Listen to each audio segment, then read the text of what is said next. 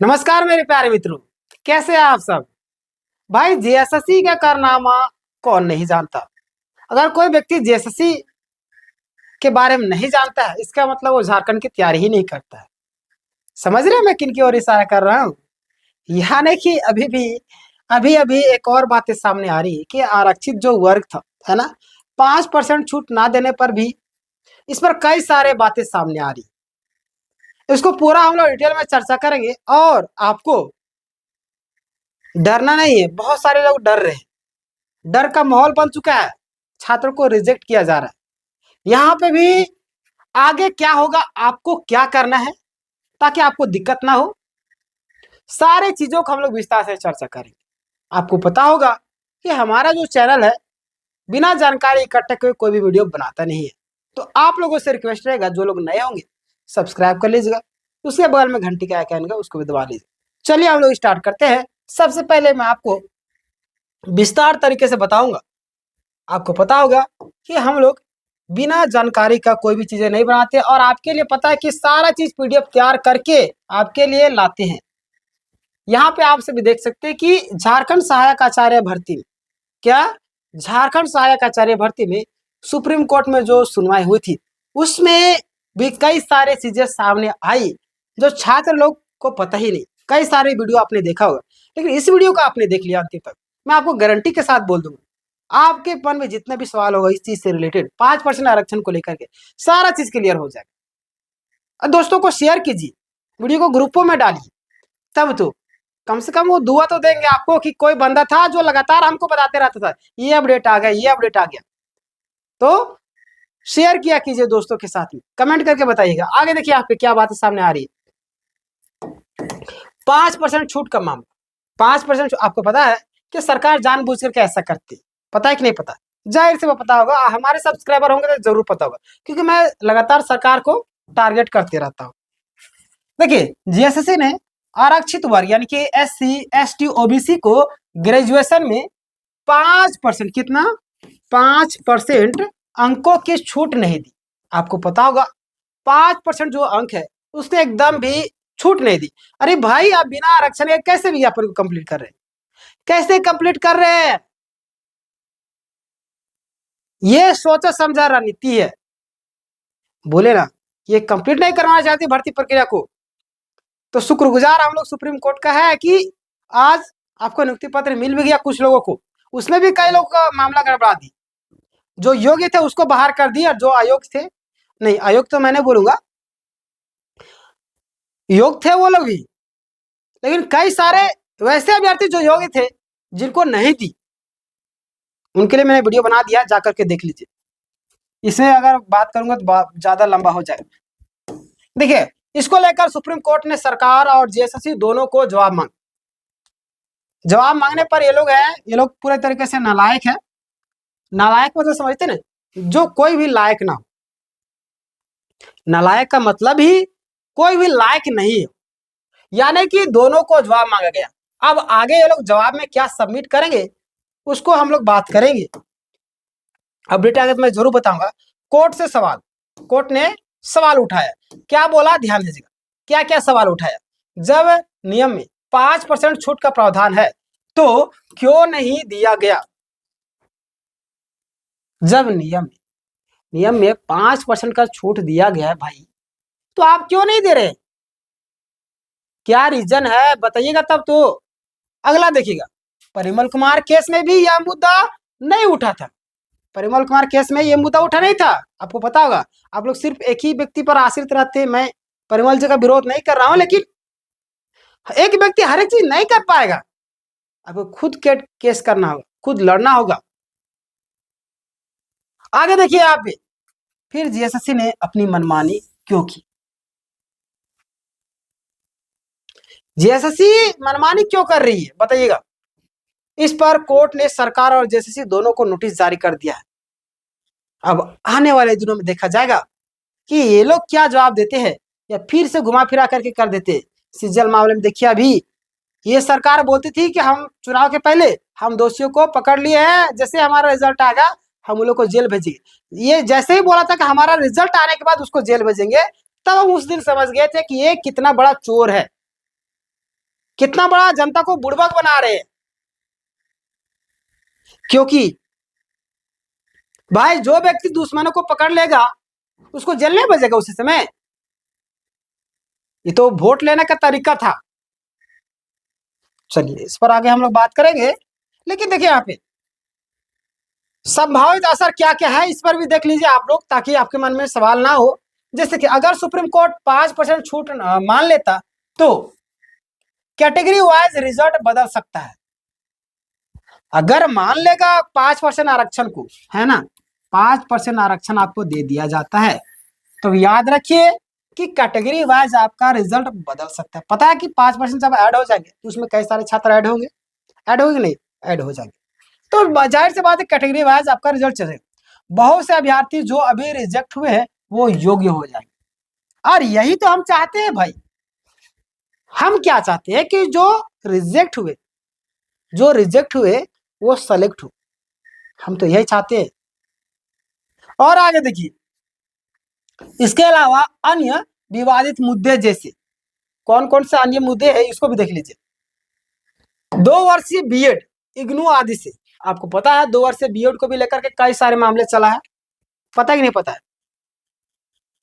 ये लोग जो है जानबूझकर ऐसा बोलते हैं कि सांप भी मार दो और लाठी भी बचा लो, सांप भी मार दो लाठी बचा लो, एक तीर से 2 निशाना करो। और यही सरकार कर रही है, यही जेएसएससी कर रही है। आगे देखिए इधर सब्जेक्ट कॉम्बिनेशन का, जेटेट में आपका रिजेक्ट आवेदन,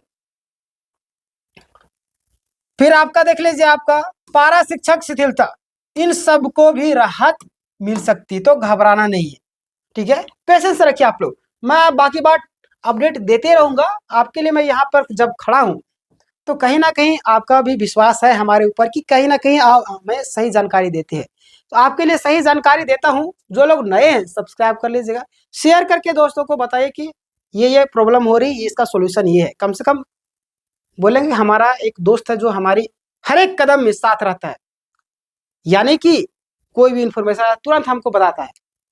ऐसा दोस्त बनिए, ग्रुपों में शेयर कीजिए वीडियो को। देखिए यहाँ पे वकील ने दलील की सुप्रीम कोर्ट में, क्या बात है सामने। एडवोकेट शुभम मिश्रा ने अभ्यर्थियों के पक्ष में क्या रखा फैसला, और उन्होंने कहा अभ्यर्थियों के पक्ष में बात रखे, और क्या बोलते ध्यान दीजिए कि हाई कोर्ट ने पहले इसे खारिज कर दिया था, है ना, 5% मामले को लेकर, लेकिन सुप्रीम कोर्ट ने देखा कि 5% छूट वाला मुद्दा कभी पहले डिस्कस हुआ ही नहीं था। 5% वाला मुद्दा जो है पहले कभी डिस्कस ही नहीं हुआ, सुप्रीम कोर्ट देख रही है। तब यहाँ पे देखिए इसीलिए कोर्ट ने फिर से नोटिस जारी करके जवाब मांगा है। अब देखिए अब यहाँ पे मामला गड़बड़ा है, और आने वाले दिनों में इसका मामला कहीं भी कुछ भी हो सकता है, बदल सकता है, सिचुएशन कुछ भी हो सकता है, इसलिए अपडेटेड रहिएगा। जो भी वीडियो अपलोड करूंगा ध्यान दीजिएगा, देखिएगा। जेएसएससी की मनमानी के उदाहरण, क्या क्या उदाहरण है देख लीजिए, कैसे कैसे लोग मनमानी करते हैं।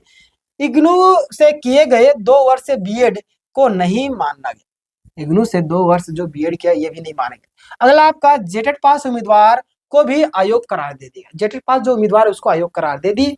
अगला आपका कई विषय मैथ है, साइंस हो, सोशल साइंस हो, लैंग्वेज में सैकड़ों अभ्यर्थी बिना ठोस आधार के बाहर कर दिए गए। भाई जिसको आपने नोटिस नहीं दिया उसको बाहर कर दे, जिसको नोटिस दिया उसका भी रिजल्ट नहीं दे, बाहर कर दे। तो कहना क्या चाहती है आप, कहना क्या चाहते हैं, किसको नौकरी देंगे आप?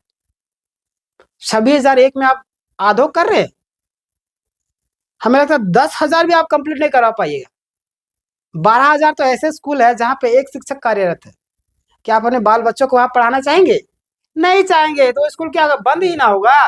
और आप तो चाह रहे बंद हो जाए, आप तो चाह रहे कि बंद हो जाए। तो आगे देखिए यहाँ पे यह सब आयोग की गलत व्याख्या और मनमानी से हुआ है, नियमों में संशोधन से। अगला देख लीजिए आप, नियुक्ति पत्र और पदस्थापन की प्रक्रिया।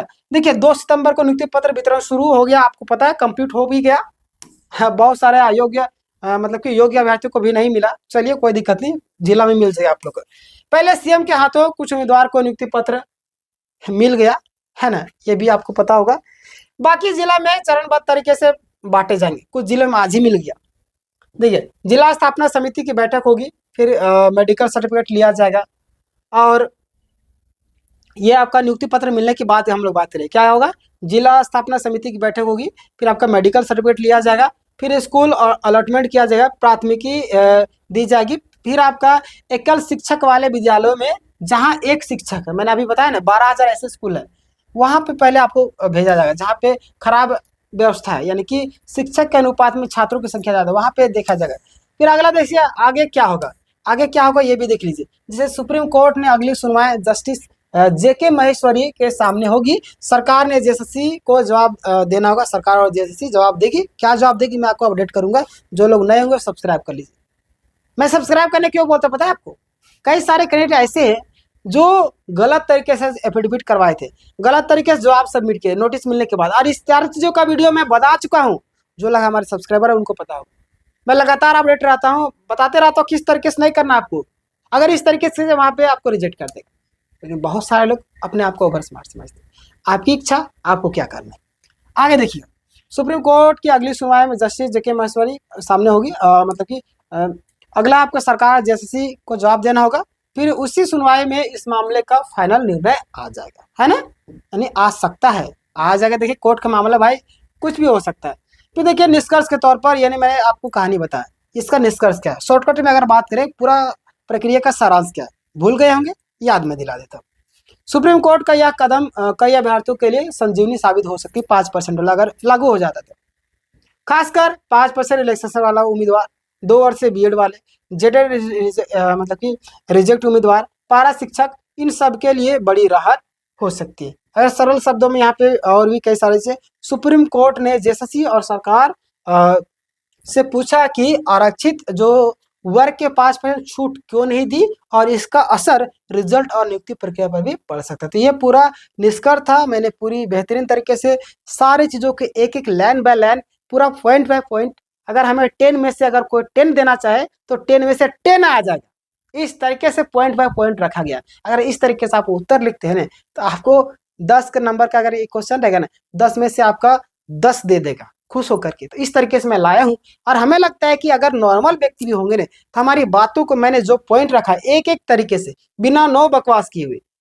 हर एक किसी को समझ में आएगा, इस तरीके से मैं एक्सप्लेन करता हूँ। सारी चीज़ें टाइपिंग करना, सारी चीज़ करना, आपके लिए ला करके एक्सप्लेन करना बहुत ही ज़्यादा थोड़ा सा टफ होता है। तो आपको भी फर्ज बनता है कि सब्सक्राइब कीजिए, दोस्तों के साथ शेयर कीजिए, बस आपका वही काम। बगल में घंटी का आइकन है उसको भी दबाकर कॉल कीजिए। अगर आप तैयारी करते थे, हमारा चैनल फ्री ऑफ कॉस्ट तैयारी करता है, प्ले लिस्ट में जाइए, डिस्क्रिप्शन में भी आपको प्ले लिस्ट मिल जाएगा, वहाँ पे जाकर के तैयारी कीजिए। मिलते हैं नेक्स्ट वीडियो में। एक और वीडियो जो बनाऊंगा उस वीडियो को ध्यान से देखिएगा, लास्ट जो कल मैं वीडियो अपलोड करूंगा सवेरे सवेरे, उस वीडियो को देखना ना भूलिएगा। बहुत ही ज़्यादा इंपॉर्टेंट वीडियो है, बोलते हैं ना कि सहायक आचार्य का इंपॉर्टेंट वीडियो है, उस वीडियो को मिस नहीं करना। सब्सक्राइब कीजिएगा। धन्यवाद।